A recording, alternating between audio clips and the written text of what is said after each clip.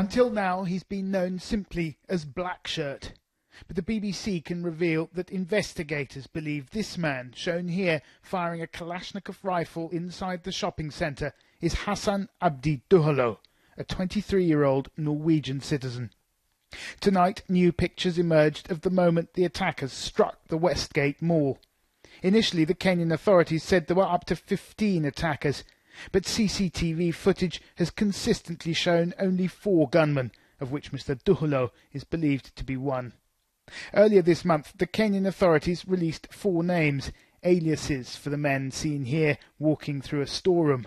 But in Nairobi, investigators knew little more than the colour of their clothes.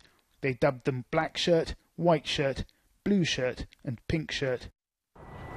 The sleepy town of Larvik seems about as remote as possibly imaginable from the ravages of Somalia's 2-decade-long conflict.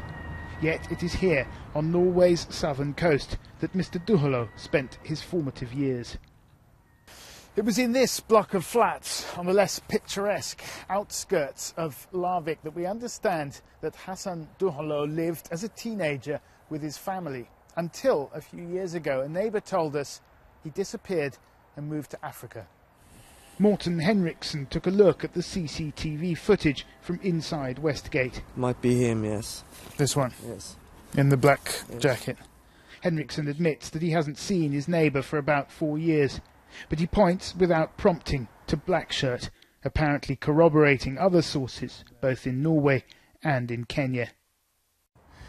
It was pretty extreme. In what way? He's talking about Quran all the time, so he didn't like the way we lived here. Here's what we know about Hassan Duhalo. In 1999, he fled Mogadishu with his family. He returned to Somalia 10 years later, hoping to build a life for himself.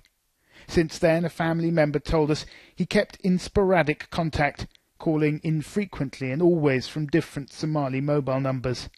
His last call was made this summer.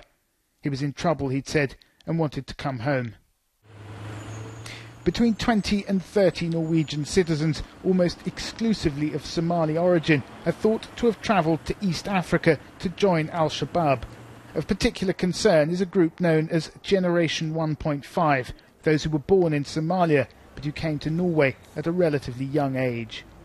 They need people that really are quite ignorant on Somalia, which is dangerous, because that will give a more internationalist agenda of these people, and it might also make them more dangerous when they return back to their home countries.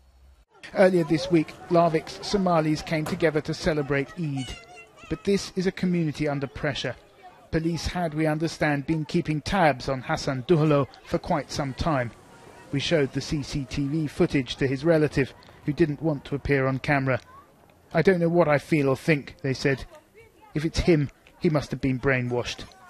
Gabriel Gatehouse, BBC News, in Larvik, southern Norway.